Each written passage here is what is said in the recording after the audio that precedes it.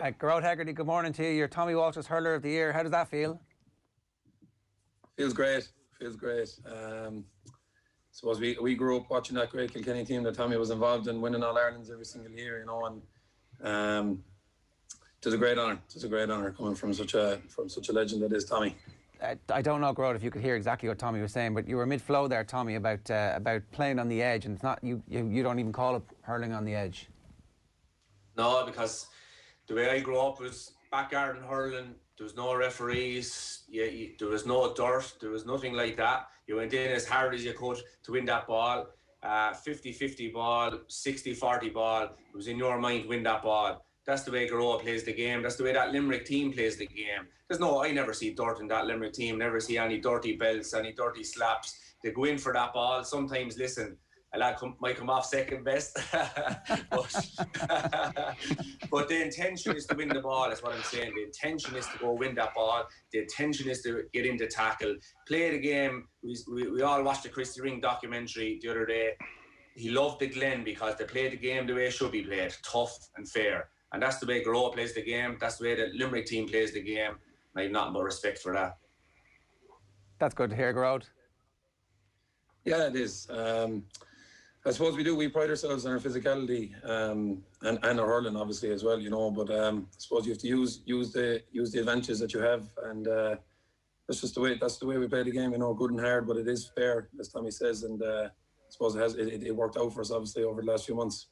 The skill level this year was off the charts as well. That was the other thing, that it's a tricky game that you're trying to play a lot of the time that requires extreme accuracy and execution under incredible pressure. So you need to have confidence in that skill set while at the same time developing the physicality. That's a difficult balance to get right.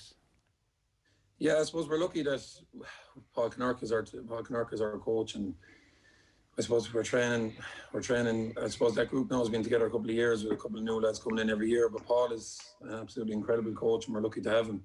And we just work so hard on it every single night that playing the ball, passing the hand, and I suppose in the All Ireland final, I would look watching the match back in the couple of days after the game. Our passing I thought it was absolutely superb in the final. There was hardly any ball that wasn't going to hand, even from the cornerbacks and fullbacks coming out with the ball. They were pinging ball to hand, and when that works, it was great to see. It was great to see it come off in the All Ireland final so well, because we worked so hard on it all through the year, and we have been working hard on it so for the last number of years. So it was really satisfying to see it come off so well in the final. Do you do that at such high intensity of training that it doubles up as a physical session as well as a skill session? Yeah, it does. Yeah, we wouldn't do much running without the ball at training. It's all incorporated. In fairness, Mikey Kiley came in this year, and he's after doing a super job with us in terms of strength and conditioning, and he works obviously with Paul quite closely, and they're always monitoring, I suppose, our running in the drills. And if we do enough running in the drills, I suppose we don't have to go running at the end. That's the little reward that we get for working hard in Paul's drills. Right, so it's gamified. It's like a night off homework almost if you do well in the early training session. Yeah, that's class. What level of pressure did you guys feel under as the season went on? You know what? When we were in lockdown, I wasn't 100% sure did I want the championship to go ahead or not, because there was so much uncertainty out there as well, or there was so much uncertainty with the pandemic going on. People, you were wondering, would you bring the virus back into your household, into your parents, or could you go meet your grandparents, things like that. But I suppose when we did get back together, it was an absolute blessing, because obviously we went back into a second lockdown then halfway through the championship, and it was a privilege to be able to actually leave your house and go training. And I'm lucky enough that I'm a school teacher, that I was able to leave my house to go to school as well. But it was a special couple of months, to be fair. And you know, it was. I said it after the game. It was bittersweet in terms of being on the field after the game, winning Limerick's second All Ireland in a long time, you know, and there was nobody there to see it. Limerick fans have been crying out to see a team winning All Ireland for a long time, and thankfully we got it in 2018. But there's a lot of people out there that want to see more, and I suppose it was bittersweet that they weren't there with us on the field. But I'm sure we brought a lot of happiness to households around Limerick and a lot of Limerick people around the world over the last number of months. Tommy, I was listening to one of the Dublin women's footballers, Ciara Trant, talk about how actually winning becomes far more addictive than losing. And so the whole notion of hunger being something that you only have when you've lost isn't actually correct. That we on the outside don't see this, but actually, as you acquire things and you acquire titles and you start to get into that winning groove, is that something that you would have experienced as well? And that actually the Kilkenny team became stronger and more determined as you started to win things, as opposed to in the early stages when it was nip and tuck and you were kind of just breaking into the winning mentality? Yeah, like lads used to ask us the whole time, it was like they had a huge respect for us. How do you keep it going? How do you stay going year after year? And in my mind, I used to always say, how do the lads that are not winning keep it going year after year? Like, we're living the dream. Like, we're up there in Croke Park with 80,000 people every September winning an All-Ireland. Like, it's unbelievably addictive. It's a drug. Like, you're getting clapped in the back. Everybody's telling you how great you are. You go to bed at night, you're thinking about the final. You're having a few pints with the lads during the winter, you're talking about the final. All just great memories. Then you can't wait to go back training, because you like, I remember Pat Spillane saying that the danger for teams that are winning consistently, said, there have been 2 or 3 All-Irelands, is that suddenly then everybody wants the glory, the individual glory. So, I thought it was a great lesson, and we learned that early, that we didn't let it kind of... Our ambition at the start of the year might be to be the hurler of the year or to be the best player on the field, but it wasn't to win an award. It was just your inner drive, your inner ambition to be the best player on the field. Your first, and the Dublin footballers are the very same. You'd often hear they probably brought to a new level this unselfishness, that it's all about the team. But that's the way we felt about it. So it was just getting back on that team every January. That hunger to win the ball, that hunger to win things. I think it's extremely addictive, and yeah, it's much more difficult to do when you're not winning. Yeah, you can see that coming out in the Limerick team as well. There's one tweet I just want to bring you both at the same time here. It's from Eddie Brennan back in December the 13th. If there's a man to pull the puppy dog innocent face better than our Tommy Walsh, it's Gearoid Hegarty. That's also high praise, Gearoid. Yeah, again, another man with many All-Ireland medals talking about you. I suppose if you think about it, a couple of years ago, this is where we wanted to be. We wanted to be in the conversation of winning All-Irelands, and I suppose it's a lot of hard work over the last number of years that got us to where we are. And as Tommy, listening to Tommy there, I thought it was very interesting just how he was talking about how he says that teams that weren't winning, how do they keep going? And I think it's a great point, because it's just, I remember coming into the panel in 2016, Wayne McNamara, who's now retired, actually said those exact words to me that Tommy said, that it is a drug when you get to Croke Park. And when you're in front of 82,000 people playing All-Ireland semi-finals and finals, and I suppose we have seen that we've been lucky enough to get to over the last number of years, and it is a drug. But getting to Eddie's point, sure, look, I was listening to Tommy before I came on there about how we play on the edge. We do play on the edge, but I suppose that's just the way it is. And I actually thought Fergal Horgan refereed again brilliantly last Sunday week, because nobody talked about the referee after the game, which is always a good sign. Yeah, and they're talking about him at the football game, unfortunately. Tommy, did you practice your puppy dog face? Was that something you'd work at in training with Brian Cody? Is he gone? Have we lost? Oh, we've lost Tommy there, unfortunately. That is a pity. Gearoid, we had Michael Quinlivan on after the All-Ireland football semi-final, I think it was, and he brought you up unprompted about the quality of footballer you were, because I think it was just after the semi-final in hurling. So how much of the benefit did you have from being a dual player as a hurler? Were there aspects of football that you found helped you? Because you obviously played inter-county football at a very young age. Yeah, absolutely. I wouldn't be where I am today without football. I was lucky enough, when I was 19, John Bruder asked me to come in, and he was training our club team the year before, and he asked me to join the Limerick senior footballers. And to be honest, I was absolutely nowhere near, not even an under-21 Limerick hurling team at the time. So I said I'd love to, because I was playing senior football with the club, and I said I'd love to get involved in an inter-county, and it exposed me to proper strength and conditioning and the proper what it actually takes to become a good inter-county footballer. And without that exposure, I suppose early days when I was 19, 20, I absolutely wouldn't be where I am today. So I owe football a lot in terms of where I've got to. But it also changed me in terms of mindset, and it changed me in terms of how you live your life. Like, I suppose, and I'm speaking for a lot of inter-county football teams, like every inter-county football team trains tough. Every single player on an inter-county team trains 5 or 6 times a week. They're looking after themselves in terms of their sleep, nutrition, so on and so forth. And I suppose it gave me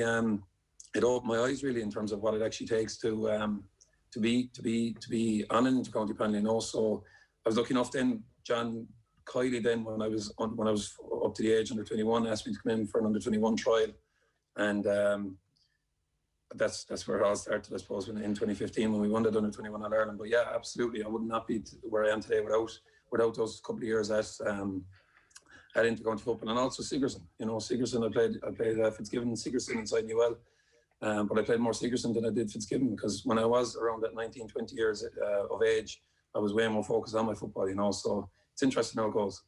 But I was always more of a hurler. I've been a hurler since my mother. You know, talking to your mother and father after the last couple of days, and just photos me when I'm barely able to stand with a hurley in my hands. So hurling was always my first love, without a doubt. Your dad hurled for Limerick, obviously, as well, yeah. Yeah, he hurled for 10 or 15 years, played in a couple of All-Ireland finals, and I suppose he always says that they won everything there was to win it, but they never won the big one, you know. So very satisfying to win a second one in a very short space of time, because, and I heard a reference again over the last number of days, that there's been so many good, fantastic Limerick hurlers that never won one, you know. So to win a couple in such a short space of time is an unbelievable privilege. Gearoid, it's interesting there what you're talking about, being in with the football squad and the differences, because when we're talking about Dublin's dominance, what's often thrown back on other counties is, well, are they training as hard as the Dublin footballers? And from the outside, you'd look at Limerick and think maybe a huge amount of the resources go into the hurling squad compared to the football. But it sounds what you're saying, you didn't find a seismic difference between the two squads in terms of preparation? No, not necessarily, to be honest. Like, I guarantee you, if you were flying the wall in 95% of inter-county panels around the country, you'd see how hard they train. I'd say it's fairly eye-opening to people that don't understand how hard they do actually train.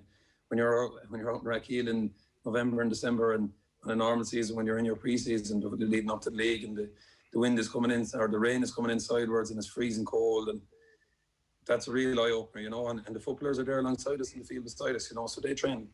I can only speak for the Limerick lads, because I've been lucky enough to be involved with both panels, and there wouldn't be much of a difference in terms of how both panels train, straight up. I think the problem for football panels around the country is that they don't have 40 lads who are able to commit to that for the whole season, the way the Dubs have actually 60 lads who could do it, and maybe that's where part of that imbalance is coming. The last one for me is, it's obviously a shortened off-season. There won't be that much of the winter nights. Hopefully, you might even get some time off when the weather's at its worst, and then you come back for a shortened season again next year. It's not a bad scenario to be in, where you roll straight into 2021. No, definitely not.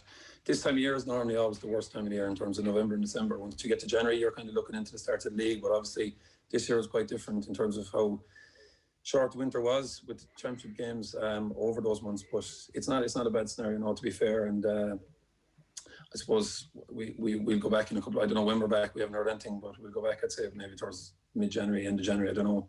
And you'll have a couple of weeks pre-season, and then you're straight into the league. And once the league starts, they can't do too much in terms of the physical side, you know, because you're leading into games. But yeah, it's ideal, I suppose, in one sense, that it's such a short turnaround. But you have to be wary that you do need to take a break when you get it, because even though I wouldn't mind if we went back training, you do know that you do need the break, because you will need it at some stage throughout the year, and you do have, when you get your break, you do absolutely have to take it. I suppose a little nugget of information: Joe O'Connor, who was our strength and conditioning coach for a couple of years with Limerick, and was an absolutely brilliant person and brilliant strength and conditioning coach, used to always say to me that if you can't fully switch off, you can't fully switch on. You know, so when you get your break, take it. That's really interesting, because I don't know if you heard the Bernard Brogan interview with Jack McCaffrey, but Jack McCaffrey just reached a point where it became too much.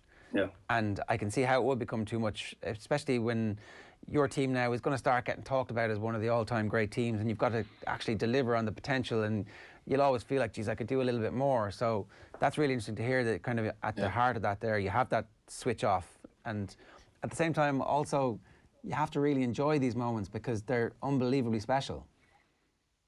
Yeah, and actually one thing that I noticed myself this year with the lockdown is that I just stopped worrying about the small things. Like, you know, if you got a bad night's sleep in the lead up to the game, or even the night before the game, I used to always be worrying about it throughout the day and worrying about it throughout the week. Will that affect me now in the game at the weekend? But I suppose over the lockdown then, like, you're just thinking to yourself, like, there's so much bigger things in life than to be worrying about little small things, you know. So we do have to be wary, and I suppose Mikey Kiley and the lads, like, you have to trust them that they are going to have you right. And it's a balancing act, because I actually listened to that interview with Jack McCaffrey, and I found it incredibly interesting that he was just burnt out. I'd say that he was burnt out. He said it himself, and it's just a bad time to get it, I suppose, when it was leading up to an All-Ireland final. So, as I said, like, when you do get a break, especially this year more than any year, that you have to take it and you have to enjoy yourself, because when you do go back, and I suppose we're probably going into another lockdown, that there's not going to be too much. There's going to be a lot of hard work, over the next couple of months. So we'll take a couple of weeks and relax and enjoy it. But the hard work will start fairly soon again. Well, look, well deserved. Congrats on absolutely everything you've won. I've no doubt that the award you'll cherish the most is the Off the Ball Stars Hurler of the Year, as chosen by Tommy Walsh. Yeah, sure. Look, as I said, Tommy, I think it was 9 All-Irelands I saw when I was watching a bit of it there before I came on. Like, we're delighted to have won 2 in the last 3 years, but Tommy has 9, and Henry, I suppose, won 10 as well. And what a team they were, So we'll see. I suppose we'll see what happens over the next couple of months. Well, that's a target at least. Gearoid, thanks a million for joining us. Great stuff. Cheers. Cheers, lads. Thanks. And a happy Christmas to you.